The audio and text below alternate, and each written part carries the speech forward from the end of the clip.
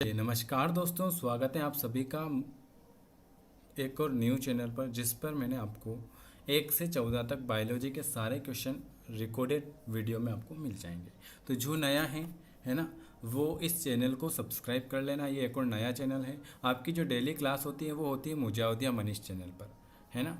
तो वो मैंने ये 14 चैप्टर तक कंप्लीट करा चुके हैं। तो जो बाकी रह गया था उनके लिए मैंने रिकॉर्डेड वीडियो एक और नए चैनल पर बनाया है, तो इसको आप ज़रूर सब्सक्राइब करें। चलिए, तो पहला चैप्टर आपका है जीव जगत का। इसमें हम करेंगे सारे क्वेश्चन जितने भी हैं, ठीक है। ये एनसीईआरटी के क्वेश्चन है, इनको करना बहुत ज़रूरी है। चलिए, पहला क्वेश्चन आपके सामने लिखा हुआ है कि स्थिर जाति संकल्पना किसने प्रस्तुत की थी। तो पहला क्वेश्चन है कि स्थिर जाति संकल्पना किसने दी थी। तो आप सभी का बिल्कुल सही आ जाएगा, कैरोलस लिनियस ने। कब? कैरोलस लिनियस ने 1758 में क्या किया था? कैरोलस लिनियस ने 1758 में नामकरण की द्विपद्धति का नामांकरण किया था। तो स्थिर जाति संकल्पना किसने दी थी? तो ये दी थी लिनियस ने। दूसरा क्वेश्चन लिखा हुआ है, न्यू वर्गीकी शब्द का उपयोग सबसे पहले किसने किया। दूसरे नंबर का क्वेश्चन है कि न्यू वर्गीकी शब्द का उपयोग सबसे पहले किसने किया था। बिल्कुल सही। तो न्यू वर्गीकी शब्द का सबसे पहले प्रयोग जो किया था जूलियस हेक्सले ने किया था। किसने किया था? जूलियस हेक्सले ने किया था। अगला क्वेश्चन है, बेंथर तथा हुकर द्वारा दिया गया वर्गीकरण जो है वो कौन सा है। बेंथम तथा हुकर के द्वारा दिया गया वर्गीकरण जो है वो कौन सा हो जाएगा? तो वो आपका प्राकृतिक हो जाएगा। कौन सा? बेंथम तथा हुकर द्वारा दिया गया वर्गीकरण जो होता है वो आपका प्राकृतिक हो जाएगा। अगला क्वेश्चन लिखा हुआ है, वर्गीकरण की कृत्रिम पद्धति सर्वप्रथम किसने दी थी। वर्गीकरण की कृत्रिम पद्धति सबसे पहले Linnaeus, de Candolle, Pliny the elder या बेंथर तथा हुकर। तो बिल्कुल सही जवाब है, वर्गीकरण की कृत्रिम पद्धति जो है वो प्लिनी द एडलर भाई साहब द्वारा दी गई थी। चलिए, अगला क्वेश्चन लिखा हुआ है 5वें नंबर का, लिनियस द्वारा उपयोग की गई वर्गीकरण की पद्धति कौन सी थी। मैंने आपको 15 चैप्टर करवा दिए थे, वे वापस से जो नए हैं उन सभी के लिए 1 से 15 तक रिकॉर्डेड वीडियो मिल जाएंगे आपको, ठीक है। तो इस वाले चैनल को जरूर सब्सक्राइब करें। लिनियस द्वारा उपयोग की गई वर्गीकरण की पद्धति होती है कृत्रिम पद्धति होगी। अगला क्वेश्चन है, लिनियस ने नामकरण की एक पद्धति का विकास किया जिसे आप क्या कहते हो। क्वेश्चन लिखा हुआ है कि लिनियस ने नामकरण की एक पद्धति का विकास किया जिसे आप क्या कहते हो। तो जिसे हम आप सभी को अभी बताया, कैरोलस लिनियस ने द्विनाम पद्धति का विकास किया था। चलिए, अगला क्वेश्चन है, टेक्सोनोमी या वर्गीकरण की आधारभूत इकाई या सबसे छोटी इकाई कौन सी है, बताइए।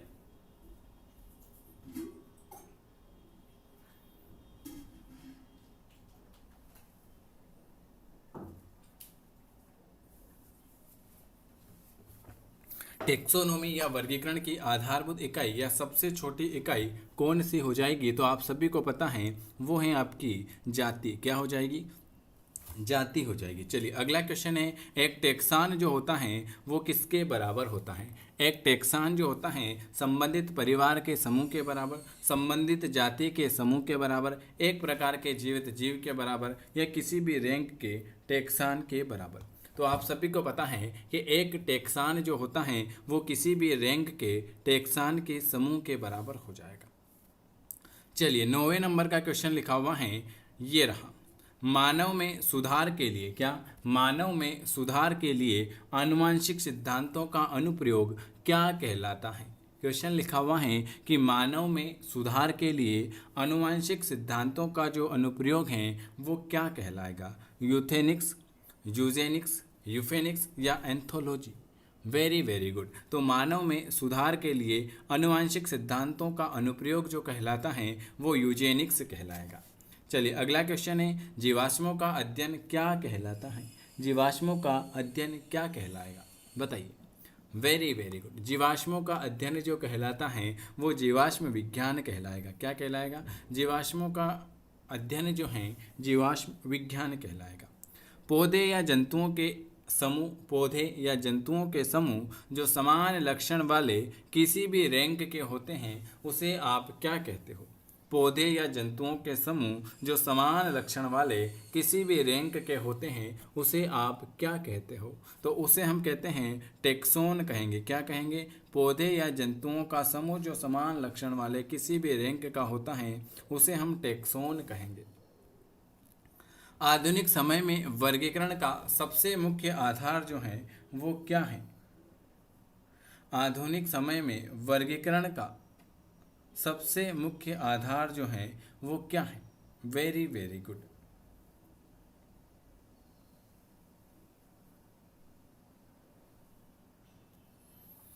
वाह। और किसी का आंसर? जो भी नया है चैनल को जरूर सब्सक्राइब करें, बेल आइकॉन जरूर प्रेस करें, ठीक है। 12 नंबर का वेरी वेरी गुड, एनाटॉमी और कायिक लक्षण। चलिए अगला क्वेश्चन लिखा हुआ है, पारिभाषिक शब्द संघ फाइलम किसने दिया था? फाइलम शब्द किसने दिया था? तो ये तो आप सभी को पता होना चाहिए, वेरी मोस्ट इंपॉर्टेंट क्वेश्चन है कि फाइलम शब्द जो दिया था वो क्यूवियर भाई साहब ने दिया था। किसने? क्यूवियर भाई साहब। टेक्सोनोमी श्रेणी का क्रम, टेक्सोनोमी श्रेणी का क्रम बताइए भाई, 14 नंबर का। Very good. टेक्सोनोमी श्रेणी का क्रम जो होता है प्रभात, वर्ग, गण, कुल, ट्राइब, वंश और जाति। नामकरण की दो नाम पद्धति का अर्थ क्या होता है? Very most important question. नामकरण की द्विनाम पद्धति का अर्थ बताइए।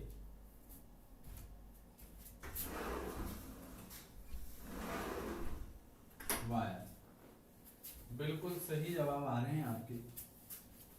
नामकरण की द्विनाम पद्धति का अर्थ जो होगा वो हो जाएगा, तो 15 नंबर का जो हो जाएगा वो हो जाएगा आपका बी, कि द्विनाम पद्धति का अर्थ होता है एक वैज्ञानिक नाम और वंश तथा जाति से बना होता है। चलिए अगला क्वेश्चन पर बढ़ जाते हैं। 16 नंबर का क्वेश्चन लिखा हुआ है, लिनियस को किसके लिए क्रेडिट मिला था? तो आप सभी को पता है कि लिनियस को द्विनाम पद्धति के लिए क्रेडिट मिला था। चलिए अगला क्वेश्चन लिखा हुआ है कि द्विनाम पद्धति किसके द्वारा शुरू की गई थी? तो द्विनाम पद्धति कैरोलस लिनियस ने। जाति क्या है? तो जाति क्या है भाई बताइए, 18 नंबर का क्वेश्चन। जाति क्या है?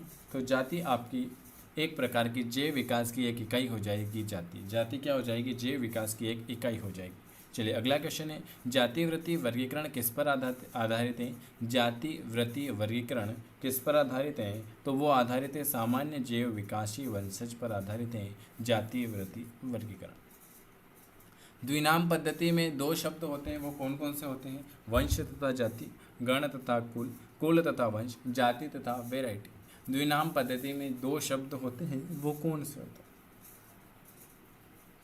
वेरी वेरी गुड, 20 नंबर का। तो बिल्कुल सही, वंश। द्विनाम पद्धति में दो शब्द होते हैं, वंश और जाति। अगला क्वेश्चन लिखा हुआ है कि बिना जाति वृत्ति के वर्गीकी बिना मांस की हड्डी के समान है, यह कथन किसने दिया था? क्वेश्चन लिखा हुआ है कि बिना जाति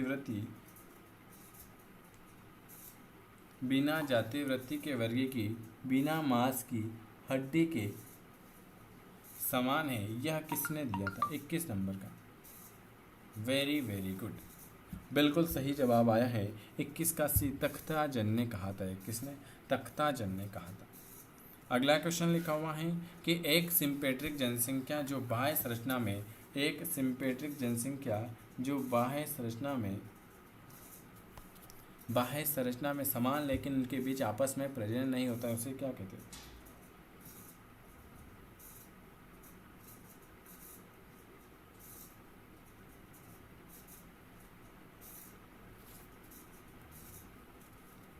वेरी वेरी गुड। एक सिम्पेट्रिक जनसंख्या जो बाह्य संरचना में समान है लेकिन उनके बीच आपस में प्रजनन नहीं होता है, उसे जो हम कहेंगे उसे हम सिबलिंग जाति कहेंगे। कौन सी जाति कहेंगे? सिबलिंग जाति कहेंगे। 5 संघ के वर्गीकरण पद्धति में किसी भी एक संघ में नीले हरे शैवाल, क्या लिखा हुआ है? 5 संघ के वर्गीकरण पद्धति में किसी भी एक संघ में नीले हरे शैवाल, नाइट्रोजन स्थिरीकरण जीवाणु तथा मिथेनोजैक आर्की जीवाणु आते हैं, उन्हें आप क्या कहते हैं? तो उन्हें हम मोनेरा कहेंगे। क्या कहेंगे? ऑप्शन डी वाला। चलिए अगला क्वेश्चन लिखा हुआ है कि वे जातियां जो विभिन्न भौगोलिक क्षेत्रों में पाई जाती हैं उसे क्या कहते हो? वे जातियाँ जो विभिन्न भौगोलिक क्षेत्रों में पाई जाएगी उन्हें आप क्या कहोगे? तो उन्हें एलोपेट्रिक कहेंगे। क्या? वे जातियाँ जो विभिन्न भौगोलिक क्षेत्रों में पाई जाती हैं एलोपेट्रिक कही जाती हैं। ऑप्शन सी वाला। चलिए अगला क्वेश्चन क्या लिखा हुआ है? अगला क्वेश्चन लिखा हुआ है 25 नंबर का कि यदि पृथ्वी के वातावरण में CO2 नहीं होता, यदि पृथ्वी के वातावरण में CO2 नहीं होता तो पृथ्वी का तापमान कितना होता? क्वेश्चन लिखा हुआ है कि यदि पृथ्वी के वातावरण में CO2 नहीं होता तो पृथ्वी का तापमान वर्तमान तापमान से अधिक होगा, वर्तमान तापमान से कम होगा, समान रहेगा या वातावरण में उपस्थित OT की मात्रा पर निर्भर करेगा। 25 नंबर का क्वेश्चन। Very very good. तो यदि पृथ्वी के वातावरण में CO2 नहीं होता है तो पृथ्वी का तापमान जो है वो उसके वर्तमान तापमान पर ही निर्भर करेगा। अगला क्वेश्चन है कि जीवों के वर्गीकरण का मुख्य उद्देश्य क्या हो जाएगा? जीवित जीवों के वर्गीकरण का मुख्य उद्देश्य क्या हो जाएगा? 26 नंबर का। बिल्कुल 26 नंबर का आ जाएगा। जीवित जीवों के वर्गीकरण का मुख्य उद्देश्य होता है अज्ञात जीवों की पहचान करना। एक वर्गीकरण का निकाय जिसमें गुणों की बड़ी संख्या को लिया जाता है वह क्या कहलाएगी? एक वर्गीकरण का निकाय जिसमें गुणों की बड़ी संख्या को लिया जाता है वह कृत्रिम निकाय कहलाएगी, प्राकृतिक निकाय कहलाएगी, सिंथेटिक कहलाएगी या जाति वृत्ति कहलाएगी? Very very good. वो कहलाएगी प्राकृतिक निकाय कहलाएगी। एक वर्गीकरण का निकाय जिसे गुणों की बड़ी संख्या को लिया जाता है वह प्राकृतिक निकाय कहलाएगी। अगला क्वेश्चन है जेनेरा प्लांटेरम नामक पुस्तक किसने लिखी थी? क्वेश्चन लिखा हुआ है जेनेरा प्लांटेरम नामक पुस्तक जो है वो किसने लिखी थी? तो वो आप सभी को पता है कि जेनेरा प्लांटेरम नामक पुस्तक जो लिखी थी हैचिनसन भाई साहब ने लिखी थी। किसने? हैचिनसन भाई साहब ने लिखी थी। Very very most important question है ये। अगला क्वेश्चन आ जाते हैं। सभी जीवित तंत्रों का सर्वाधिक महत्वपूर्ण लक्षण जो होता है वो क्या होता है? क्वेश्चन लिखा हुआ है सभी जीवित तंत्रों का सर्वाधिक मुख्य लक्षण जो क्या होता है वो क्या होता है? बताइए। वेरी वेरी गुड, बिल्कुल सही। आनुवांशिक सूचना का प्रतिलिपिकरण करना होता है। सभी जीवित तंत्रों का सबसे ज़्यादा महत्वपूर्ण लक्षण होता है आनुवांशिक सूचना का प्रतिलिपिकरण होता है। आपेक्षित जैविक प्रभाविता RBE से अभिप्राय उन क्षतियों से होता है जो कम ताप द्वारा, उच्च ताप द्वारा, एन्सेफेलाइटिक द्वारा या विकिरण द्वारा।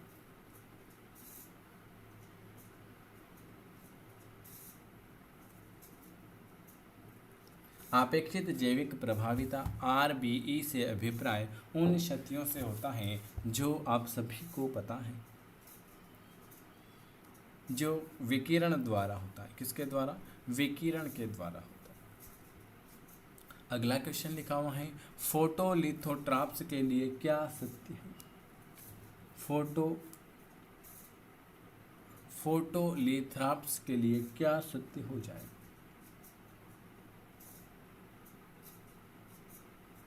Very good. फोटोलिथोट्राप्स के लिए जो सत्य होगा वो होगा कि इसमें जो है ये विकिरण से ऊर्जा तथा अकार्बनिकों से हाइड्रोजन प्राप्त करती है। चलिए अगला क्वेश्चन लिखा हुआ है 32 नंबर का। पृथ्वी पर पहला जीव जो था वो कौन सा था? साइनोबैक्टीरिया, रसायन परपोषी, स्वपोषी या प्रकाश स्वपोषी? पृथ्वी पर पहला जीव जो था वो कौन सा था? तो पृथ्वी पर जो पहला जीव था ना वो आप सभी को पता होना चाहिए कि वो जो था वो रसायन स्वपरपोषी था। पृथ्वी पर पहला जीव जो था वो रसायन परपोषी था। अगला क्वेश्चन लिखा हुआ है कि वंश की तुलना में कौन सा लक्षण कम सामान्य है? वंश की तुलना में कौन सा लक्षण कम सामान्य हो जाएगा? जाति, वर्ग, कुल या प्रभाव? Very very good. वंश की तुलना में जो है कम सामान्य लक्षण जो है वो हो जाएगी जाति। अगला क्वेश्चन लिखा हुआ है, पांच संघीय वर्गीकरण का मुख्य आधार क्या है? पांच संघीय वर्गीकरण का मुख्य आधार क्या हो जाए? केंद्रक की संरचना, पोषण की प्रकृति, कोशिका भित्ति या अलैंगिक प्रजनन। Very very good. पांच संघीय वर्गीकरण का मुख्य आधार होता है पोषण की प्रकृति। अगला क्वेश्चन लिखा हुआ है आपके सामने, एक जाति के जीवों के लिए क्या सत्य हो जाएगा? बताइए। एक जाति के जीवों के लिए क्या सत्य हो जाएगा? इस पे मैं आपको रिकॉर्डेड वीडियो दे दूंगा सारे, जो मैंने पहले लाइव क्लास में करा दिए हैं। ठीक है, तो इस चैनल को ज़रूर सब्सक्राइब करना, इस पे आपको बहुत सारे वीडियो मिलते रहेंगे।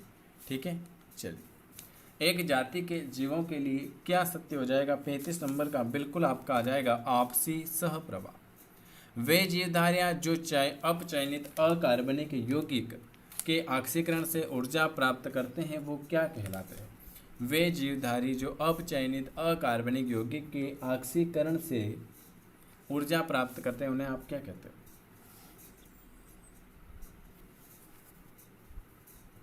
36 नंबर का, उसे हम रसायन स्वपोषी कहेंगे। क्या? वे जीवधारी जो अपचयनित अकार्बनिक यौगिक से ऑक्सीकरण से ऊर्जा प्राप्त करते हैं रसायन स्वपोषी कहलाएंगे। 37 का, फिनेटिक वर्गीकरण निम्न में से किस पर आधारित है? क्वेश्चन लिखा हुआ है, फिनेटिक वर्गीकरण निम्न में से किस पर आधारित है? लैंगिक लक्षण पर, जीवित जीवों के पूर्वजों की लाइनेज पर, जीवित जीवों के बाह्य लक्षण पर या डीएनए के लक्षण पर आधारित डोंटोग्राम पर। फिनोटिक वर्गीकरण किस पर आधारित है? 37 नंबर का, वेरी वेरी गुड। वो आधारित है लैंगिक लक्षण पर। क्या? फिनोटिक वर्गीकरण जो आधारित है वो आपका लैंगिक लक्षण पर आधारित होगा। अगला क्वेश्चन लिखा हुआ है, जैव वर्गीकी का मुख्य उद्देश्य क्या है? जैव वर्गीकी का मुख्य उद्देश्य क्या हो जाएगा? कोशिका लक्षण के आधार पर जीवों की पहचान तथा वर्गीकरण में उसका स्थान, बाह्य संरचना के लक्षण के आधार पर जीवों का वर्गीकरण, जीवों के विभिन्न टैक्सा की सीमा निर्धारित करना या जीवों का वर्गीकरण जैव विकास के इतिहास के आधार पर और अध्ययन के सभी क्षेत्रों के पैरामीटर के आधार पर उसका फाइलोजी स्थापित करना। तो जैव वर्गीकरण का जो मुख्य उद्देश्य होता है ना, वो आपको पता होना चाहिए कि जीवों का वर्गीकरण जैव विकास इतिहास के आधार पर और अध्ययन के सभी क्षेत्रों के पैरामीटर के आधार पर उसका फाइलोजेनी स्थापित करना होता। चलिए अगला क्वेश्चन है 39 नंबर का, जाति को आप क्या कहते हो? Very very good. जाति को आप क्या कहते हो बताइए। तो ये क्वेश्चन मोस्ट आईएमपी लगा लेना कि वर्गीकरण की सबसे छोटी इकाई, वर्गीकरण की सबसे छोटी इकाई कहलाएगी जाति। पौधे जो बीजाणु द्वारा प्रजनन करते हैं जैसे मांस तथा फर्ण, उन्हें क्या कहते हो? पौधे जो हैं जो बीजाणु के द्वारा प्रजनन करते हैं जैसे मांस तथा फर्ण, उसे आप क्या कहोगे? तो उसे हम जो कहेंगे वो कहेंगे स्पाइरोफाइडा। क्या कहेंगे? स्पाइरोफाइडा। पौधे जो बीजाणु द्वारा प्रजनन करते हैं जैसे मांस तथा फर्ण, उसे स्पाइरोफाइडा कहेंगे। आवृत बीज में मुख्य रूप से पौधे प्रभावी होते हैं, क्यों? क्वेश्चन लिखा हुआ है कि आवृत बीज में मुख्य रूप से पौधे जो हैं वो प्रभावित होते हैं, क्यों?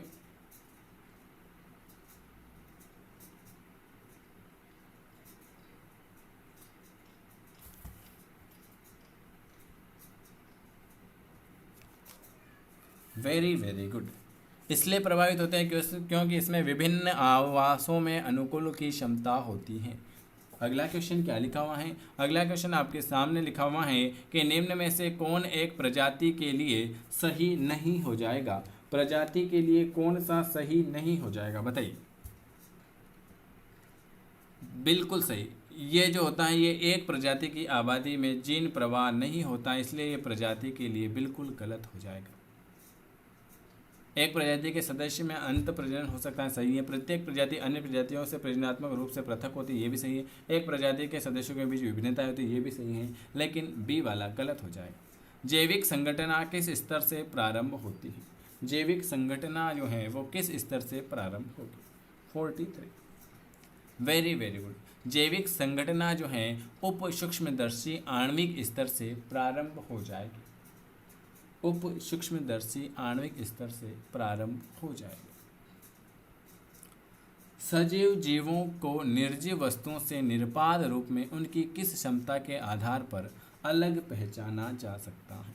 क्वेश्चन लिखा हुआ है कि सजीव जीवों को निर्जीव वस्तुओं से निरपाद रूप में उनकी किस क्षमताओं के आधार पर उन्हें अलग पहचाना जा सकता है, बताइए। 44।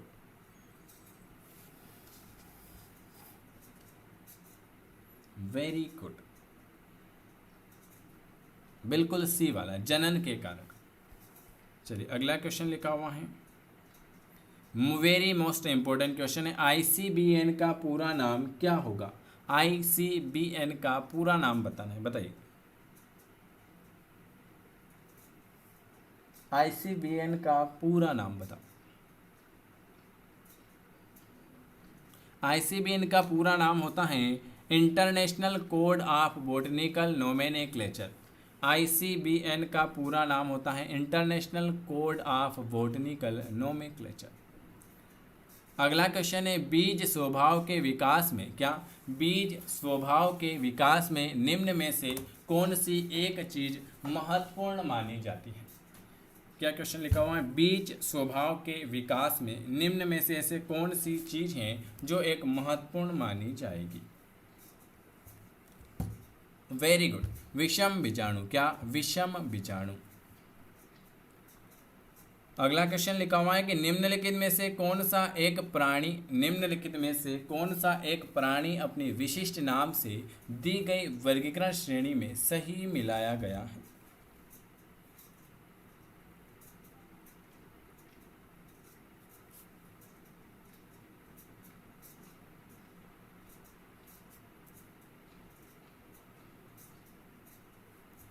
वेरी गुड, बिल्कुल सही। 47 नंबर का आ चुका है आपका ए वाला, बाघ टाइग्रिस, जो एक स्पेसीज है।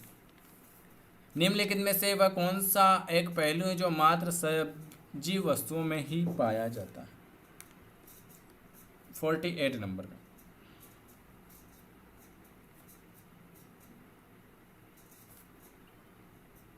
Very very good. निम्न में से वह कौन सा एक पहलू जो मात्र सजीव वस्तुओं में पाया जाएगा? तो वो पाया जाएगा पर्यावरण में होने वाली घटनाओं की अनुभूति और उसकी स्मृति। चलिए अगला क्वेश्चन है, निम्नलिखित में से किस एक जीव का सही वैज्ञानिक नाम? वैज्ञानिक नाम तो आपको याद करना ही है। निम्नलिखित में से किस एक जीव का सही वैज्ञानिक नाम?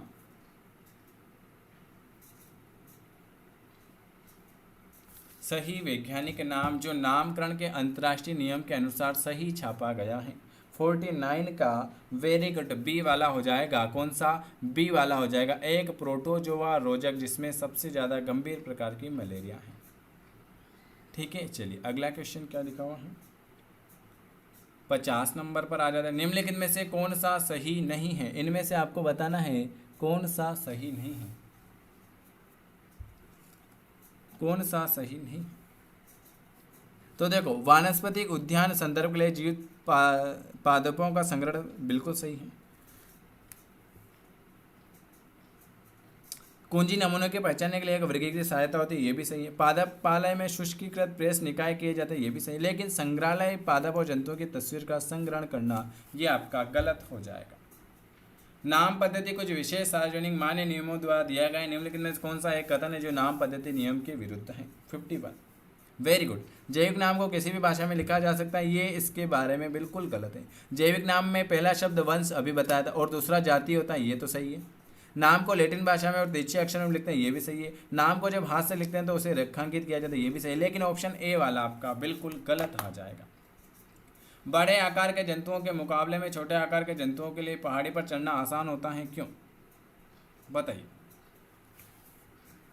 Very good. बड़े आकार के जंतुओं के मुकाबले में छोटे आकार के जंतुओं को पहाड़ी पर चढ़ना इसलिए आसान होता है क्योंकि छोटे आकार वाले पशुओं की उपापचयी दर अपेक्षाकृत अधिक